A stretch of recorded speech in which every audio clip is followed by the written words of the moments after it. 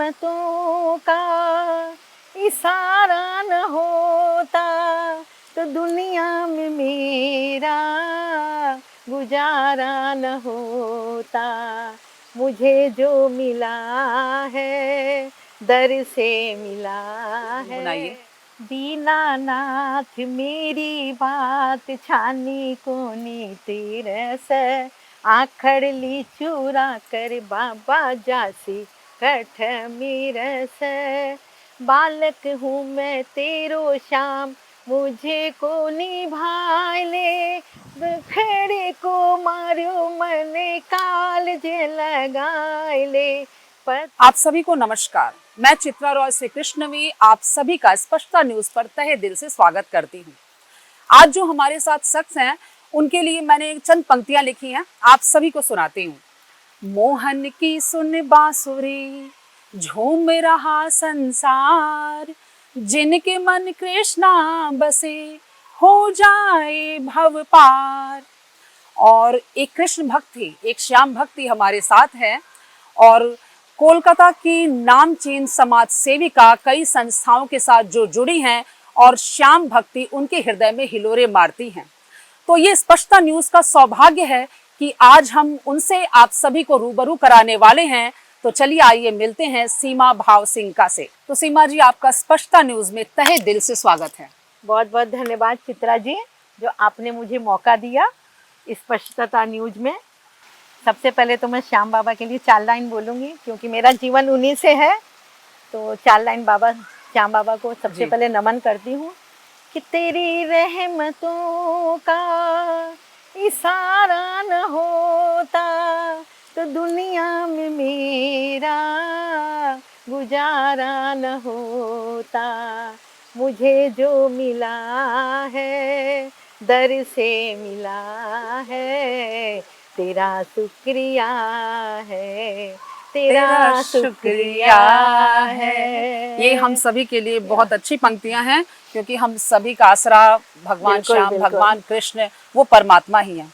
तो आपको ये समाज सेवा की प्रेरणा कैसे मिली, हमारे दर्शकों को इसके बारे में? चित्रा जी, समाज सेवा की प्रेरणा तो देखिए शायद मुझे मेरे पापा से मिली है। हम लोग जब छोटे थे मैंने मेरे पापा को देखा कि वो हमेशा सबकी बहुत मदद किया करते थे, चाहे वो घर वाले हो चाहे वो बाहर वाले हो।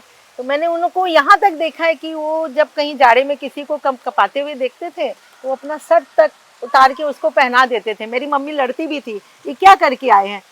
तो ये जो बातें हैं ना, ये हम अपने घर से ही सीखते हैं, बाहर से नहीं सीखते हैं। तो मुझे मेरे पापा से ही प्रेरणा मिली।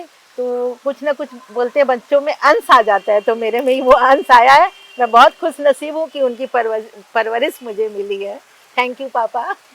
और साथ ही एक और बात सीमा जी कि ये श्याम भक्ति, अचानक श्याम भक्ति से जुड़ना ये किस तरह से मतलब हुआ? देखिए जैसे और भी तो देवता भगवान है, तो मतलब श्याम जी के पीछे इतना लगाव कैसे? श्याम जी के पीछे लगाव का कारण तो देखिए क्या बताऊं मैं, मेरा पूरी श्याम जी के लिए है। तो हमारी ज़िंदगी में कुछ ऐसी घटना घटी है, हमारा एक्सीडेंट हो गया था, हमें अचानक हावड़ा छोड़ के भागना पड़ा। रातों रात हमने वो जगह छोड़ी। फिर हम खाटू जा रहे थे, हमारा एक्सीडेंट हुआ। कहाँ से कैसे एक्सीडेंट हुआ हम आज तक समझ नहीं पाए। 1 वे रास्ता था, गाड़ी हमारी आके लॉरी आई उधर से, गाड़ी हमारी एकदम ऐसे चकनाचूर हो गई। लेकिन पता नहीं कौन सी शक्ति थी, तो मैं, मेरे हस्बैंड, मेरे जेठ, मेरे जेठानी, हम लोग खाटू जा रहे थे, हम और ड्राइवर, हमें पाँचों को एक खरोच तक नहीं आई।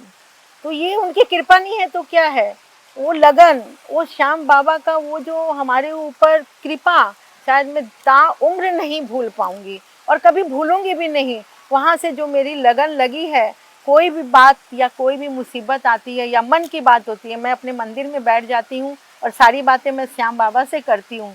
क्योंकि गांव तो बातें बनाते हैं लेकिन श्याम बाबा रास्ता दिखाता है। तो श्याम बाबा की लगन ऐसे ही मैं जुड़ती चली गई और शायद जुड़ी भी रहूँगी और सबको मैं कोशिश करूँगी कि सब श्याम बाबा के साथ जुड़े। अच्छा, आप तो वैसे कई संस्थाओं से जुड़ी हैं, मैंने सुना है, तो उनके बारे में कुछ बताइए। जब मेरे बच्चों की शादी हो गई तो मैं और मेरे हस्बैंड अकेले घर में रहते थे, ये ऑफिस चले जाते थे, मैं क्या करूं, कहाँ मन लगाऊं मैं। तो मैं सबसे पहले सूती दी के साथ जुड़ी, नौ संध्या बोल के क्लब है, वहाँ जुड़ी, मुझे बहुत अच्छा लगा। वहाँ जुड़ के मैंने मस्ती की। तब मेरे मन में समाज सेवा का कोई ख्याल नहीं आया था, बस मस्ती करनी है, तो मस्ती की। उसके बाद धीरे धीरे जब मैं हावड़ा में थी, तो मैं एक घटना आपको बताती हूँ कि जी वहाँ जी से जी। मेरी कैसे मेरी शुरुआत हुई। मैं एक दिन मार्केट गई थी, मेरे बच्चों को छोड़ के, छोटे छोटे ही बच्चे थे, तो एक बूढ़ी माई मेरे पास आई। बोला, बेटा मुझे बहुत भूख लगी है। बोले, क्या बात है माई, आपके परिवार का कोई नहीं देख रहा है, आप बीमार भी लग रहे हो। बोला, नहीं, मुझे मेरे बच्चों ने घर से निकाल दिया, घर से निकाल दिया, मुझे बहुत तकलीफ हुई। बोली, मैं तो यहाँ किसी को नहीं जानती, फिर भी कैसे न कैसे एक रिक्शे वाले को लेके मैंने उस बुढ़िया माई को पहले खाना खिलाया और उसे एक आश्रम में छोड़ के आई। मैं उसका जो एक हाथ मेरे सिर पे पड़ा, पता नहीं मुझे क्या हो गया कि अरे, अगर मैंने ये जीवन, चमत्कार, मैंने ये जीवन पाया है तो मैं किसी के काम तो आऊँ। उस दिन से वो घटना मेरे मन में बस गई, और जहाँ भी मेरे लायक कुछ काम होता है, मैं सोचती हूँ यहाँ मुझे ये काम करना चाहिए, मैं वो काम जरूर करती हूँ। क्या बात है, और क्या उनका बात वो है। आशीर्वाद है कि कोई भी अगर कुछ भी मुझे लगता है कि करना चाहिए, तो वो काम मेरा फट से हो जाता क्या है। बात है, ये हमारे दर्शकों को बहुत प्रेरणा देगा। अच्छा, मैंने सुना है कि आप बहुत अच्छी अच्छी कविताएं भी लिखती हैं, तो हमारे दर्शकों को कोई अपनी कविता ही सुनाइए। जरूर सुनाऊंगी। एक तो मैं बता रही हूँ, कविता तो लिखती हूँ कि जब मन में मेरे शब्द उमड़ते हैं तो मैं किसको सुनाऊं। आप, कभी कभी होता है कोई सुनने वाला नहीं होता है, किसको सुनाऊं। हमारे दर्शक सुनेंगे ना। नहीं, तो मैं उसको पन्नों पर उतार देती हूँ। और देखिए, आज बाबा की कृपा से मेरी एक पुस्तक का विमोचन भी हो चुका है, मेरी पुस्तक भी छप चुकी है, बहुत मन बहुत बधाई। बावरा। मन बावरा, लोगों ने अप्रिसिएट भी बहुत किया। लोगों ने, मैं फेसबुक में लिखती थी, लोग बोलते थे बहुत अच्छा लिखती हो, आगे बढ़ो। तो बोलते अवार्ड लेना बड़ी बात नहीं है, दर्शकों का ये कहना ही मेरे लिए सबसे बड़ा अवार्ड है। तो मैं दो पंक्तियां आपको सुना जी रही जी, हूँ स्वागत है। कि आंखों में कई सपने, आंखों में कई सपने, दिल में हसरत अभी बाकी है। आंखों में कई सपने, दिल में हसरत अभी बाकी है। राह है मेरी बड़ी कठिन, मंजिल अभी बाकी है। राह है बड़ी कठिन, मंजिल अभी बाकी है। यूं तो कैसे थक जाऊं, अभी मेरी मंजिल बाकी है। कैसे थक जाऊं मैं, अभी कई मंजिल बाकी है।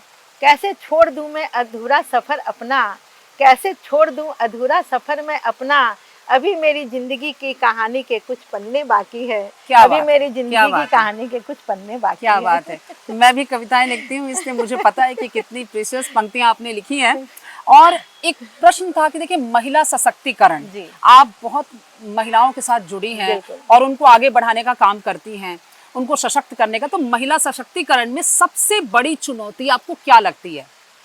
देखिए चित्रा जी, ये हमारा पुरुष प्रधान देश है, तो आप कोई भी महिला अगर आगे बढ़ना चाहती है तो पुरुष उसको पहले पीछे खींच के बैठा देता है कि नहीं, तुम कैसे करोगी, तुम कैसे करोगी, तुम एक महिला हो, तुम नहीं कर सकती हो। तो आज अगर महिला स्वास्थ्य के प्रति, आर्थिक रूप से, शिक्षा के क्षेत्र में अगर मजबूत हो तो वो सशक्त बन जाती है। वो फिर अपना निर्णय जब खुद से लेने लगे तो वो सशक्त बन जाती है, लेकिन उसके लिए उसको खुद सशक्त बनना पड़ेगा। आज सबसे बड़ा सशक्त आप देख लीजिए, हमारे प्रधानमंत्री, हमारी राष्ट्रपति ही द्रौपदी मुर्मू, उनका ही एक उदाहरण ले लीजिए, और आप क्या उदाहरण लोगी। आज हर क्षेत्र में महिलाएं आगे बढ़ रही है, कहाँ पीछे है। बच्चे भी पाल रही है, ऑफिस भी कर रही है, हस्बैंड भी संभाल रही है। सबसे बड़ी बात। लेकिन एक और बात मैं आपसे पूछना चाहूंगी हमारे दर्शकों के लिए, कि ये कहते हैं कि महिलाओं को तो पुरुष आगे बढ़ाते हैं, क्योंकि नारी ही तो नारी की दुश्मन होती है, ये भी कहा जाता है। तो इसके बारे में आपका क्या कहना है? देखिए, नारी ही, वो हम लोग के जमाने की बात है।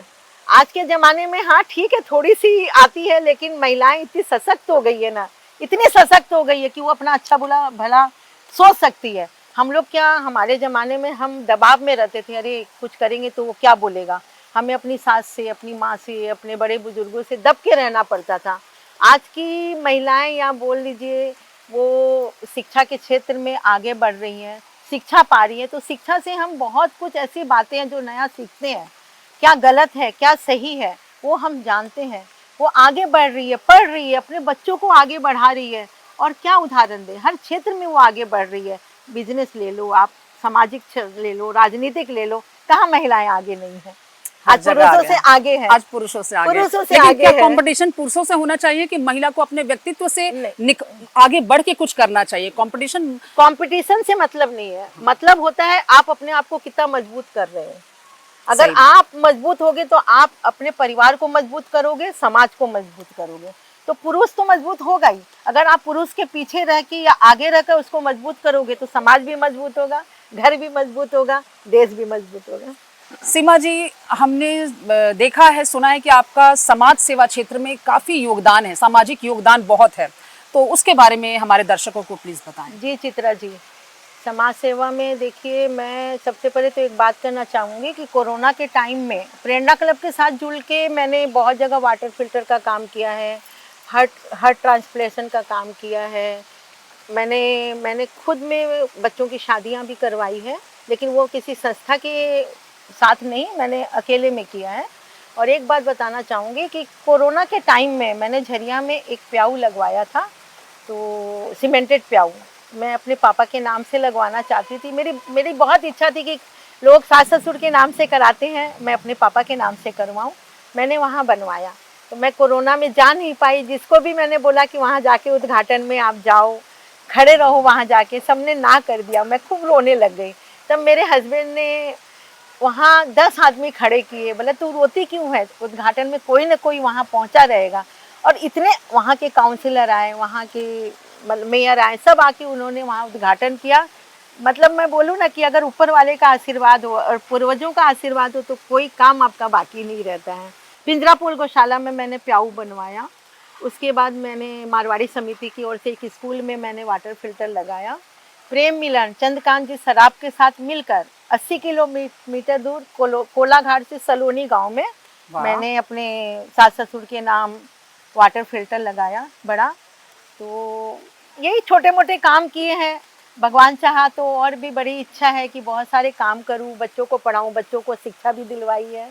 लेकिन ये सब मैंने अपने पर्सनल किया है, संस्था के साथ जुड़ के तो थोड़े बहुत काम किए। बच्चों की शादी, बच्चों की शिक्षा, प्याऊ लगवाना, किसी को आश्रय देना, खाना खिलाना, बस यही है जो मेरी जिंदगी है। किसी के काम आ सकूं, बस यही चाहती हूँ। अच्छा, हमारे दर्शकों के लिए कुछ मतलब सक्सेस का मंत्र बताइए। सक्सेस का मंत्र क्या बताओ, सबसे पहले खुद से प्यार करो, खुद को आगे बढ़ाओ। अगर आप पॉजिटिव रहते हो तो ही आप दूसरे को पॉजिटिव रख सकते हो। सबसे बड़ा सक्सेस का यही मंत्र है। और मैंने सुना है कि आप श्याम बाबा के भजन बहुत अच्छा गाती हैं सीमा जी, तो प्लीज 2-4 लाइनें गुनगुनाइए। दीनानाथ मेरी बात छानी कोनी तेरस, आखड़ ली चूरा कर बाबा जासी कठ मीरस। बालक हूँ मैं तेरो श्याम, मुझे को निभाए ले, खड़े को मारो मन काल जे लगाए ले। पथ दिखला दे बाबा, काढ़ दे अंधेरस, आखड़ ली चूरा कर बाबा जासी कठ मीरस। मेरे रोम रोम में श्याम है, मेरे तन मन में श्याम है। जानकर खुशी हुई। मैं श्याम को क्या बोलूं, श्याम के लिए मेरे पास कोई शब्द आप नहीं यही है। बोलिए कि आपकी आत्मा है। मेरी आत्मा है। अच्छा, एक आखिरी सवाल कि आप जो ये कार्य कर रही हैं उसको कहाँ तक आगे ले मतलब जाते हुए देखना चाहती हैं? कुछ तो एक उद्देश्य तक पहुंचते हुए देखना चाहती हैं, चाहे आप महिला सशक्तिकरण की बात करें, चाहे समाज सेवा, चाहे अपनी कविताओं को लेकर, तो इस बारे में प्लीज हमारे दर्शकों को बताएं। देखिए, कविताओं की तो बात है कि मैं हमेशा लिखना चाहूँगी और लिख भी रही हूँ। मैं एक पुस्तक मेरी आ चुकी है, चाहती हूँ मेरी बहुत पुस्तकें आए, लोग पढ़ें। एक ये सपना है मेरा। और एक सपना मेरा ये है कि जो महिलाएं जो पीछे रह गई हैं, जो अपनी लाइफ में कभी मतलब हंसी खुशी या किसी से मिली नहीं है, हमारे व्योम में हम लोग वैसी कार्यक्रम करते हैं जो तो वहाँ सब आती हैं, अपने मन की बात कहती है, हम अंताक्षरी खेलते हैं, हम मस्ती करते हैं, हम मजाक करते हैं। उनके चेहरे पे जो खुशी होती है ना, वो देखने लायक होती है। तो दिल से उनकी इतनी दुआ निकलती है, तो वो दुआ मुझे चाहिए कि मैं ये ऐसा काम करूं ताकि मैं देखिए, आगे बढ़ाना बड़ी बात नहीं है, बड़ी बात है किसी के चेहरे पे मुस्कुराहट लाना। एकदम तो ये मुस्कुराहट मैं लाना चाहती हूँ, बस मेरा ध्येय यही है। अब जितनी देर हम लोगों ने सीमा जी के साथ बातचीत की, हम सभी के, हमारे कैमरामैन, हमारे सभी के चेहरे पे मुस्कुराहट थी। तो सीमा भाव सिंह का जी का हृदय से धन्यवाद। आपका भी चित्रा जी बहुत बहुत धन्यवाद। ताज़ा तरीन खबरों और ब्रेकिंग न्यूज़ के लिए बने रहिए स्पष्टता न्यूज़ के साथ। ज़्यादा से ज़्यादा खबरों के लिए बेल बटन दबाकर लाइक, शेयर और सब्सक्राइब करें स्पष्ट।